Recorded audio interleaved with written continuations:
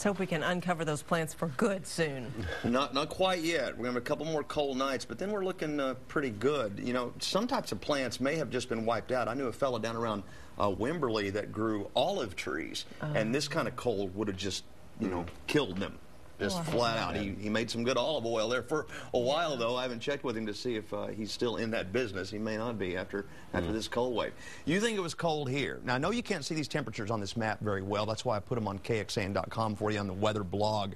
But Oklahoma this morning had the coldest temperature in the state's history. Right there, Nowata, Oklahoma dropped to 31 degrees below zero. The previous state record was minus 27, and they weren't alone. A lot of all-time record lows were established in Oklahoma this morning. This is on the weather blog. Oh, yeah.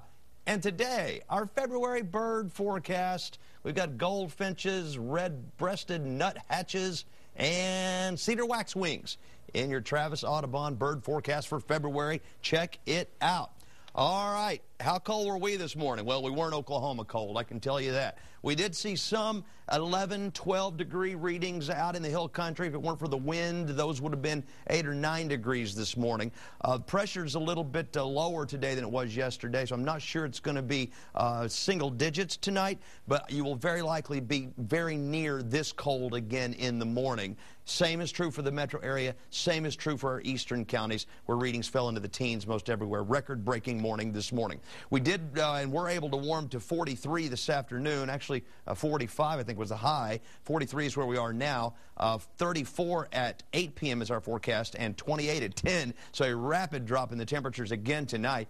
Low 40s in the hill country. Fredericksburg made it to 47. 43 in Georgetown. Still in the upper 30s in our eastern counties. It's clear, and 43 at Camp Mabry, and mostly clear and 43 degrees at ABIA. Winds are only 7 to 9 miles per hour. Finally, we got rid of that wind chill factor. Mold and cedar, I told you they'd probably be low again today. Mold may try to make a comeback tomorrow, but cedar's pretty much out of here for the season.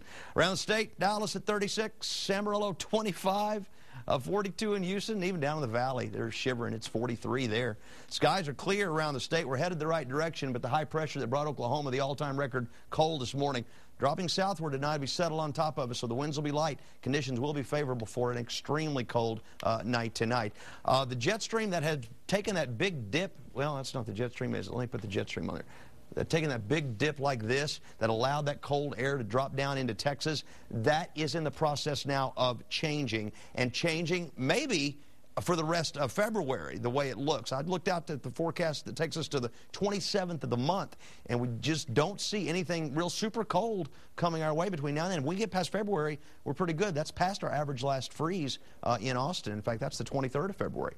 Tonight, there are your forecast lows. Low spots out here.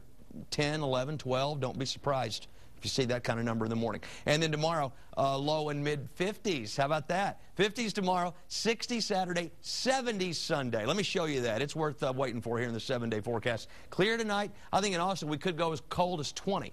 Low-lying spots around the metro area, back down to the teens again, but for the last time.